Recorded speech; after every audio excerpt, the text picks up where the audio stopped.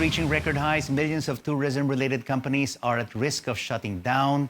And with Philippine Airlines filing for bankruptcy protection in America, as it continues to struggle financially, would this guarantee a better future for the flag carrier? Let's hear the insights of aviation expert Greg Waldron, joining us from Singapore. Greg, great to have you with us. Do you think this was the best option for PAL to restructure its finances? Hi, Rico. Well, I think it was certainly probably among the least bad options for PAL. Like airlines everywhere, PAL's been extremely hard hit by COVID-19. Airlines are extremely cash-intensive businesses to run, and COVID-19 saw the cash, simply dry up for airlines around the world.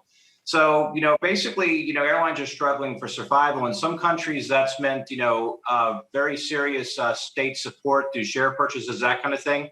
In other places, it means, bankruptcy filings.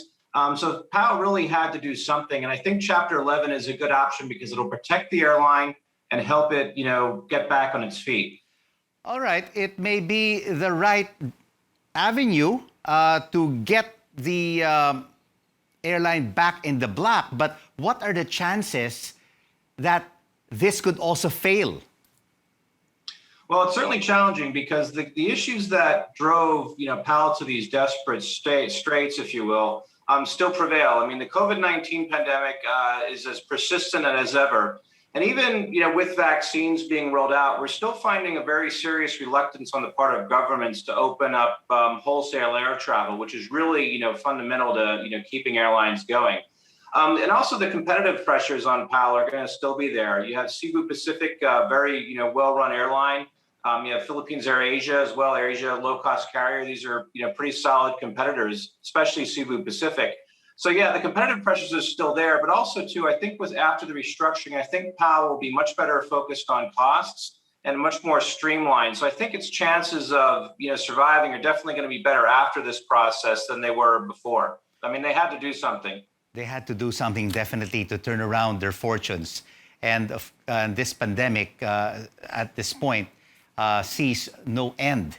And Philippine Airlines said in a statement, Greg, flights will continue uninterrupted and all valid tickets, vouchers, refund applications, and of course their mileage program will be honored. In your view, can this be honored? I certainly think so. Chapter 11 bankruptcy is sort of almost like a rite of passage for airlines around the world. I mean, all the major U.S. carriers have been through it at one point or another.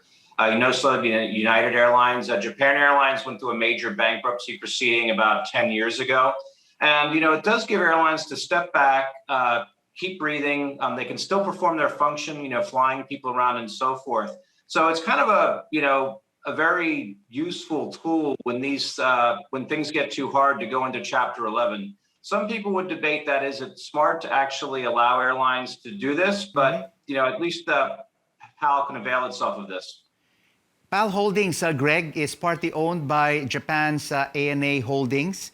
Is there a possibility here that All Nippon Airways will increase its stake in Philippine Airlines? Currently, it's at about 8 or 9%.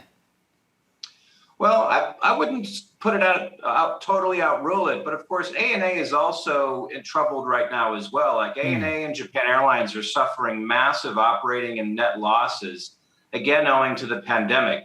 So ANA was, kind of trying to expand itself around the region before the pandemic, with stake buys here and there, in Southeast Asia. But I think, the impact of the coronavirus is such that I don't think ANA would have the funds available to, acquire, make more acquisitions or build its stake in existing carriers. So that would be, I would say, it'd be a tough call on that one. Could there be another investor that could come in, maybe from the Middle East?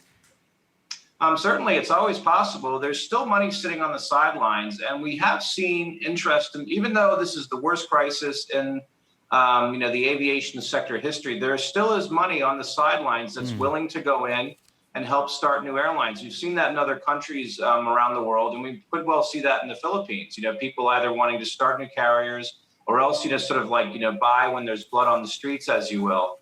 So it's certainly possible, but it really would depend on, the ownership of PAL and, how willing they would be to accommodate that. Greg Waldron, aviation expert, joining us from Singapore. Thank you so much for your insights.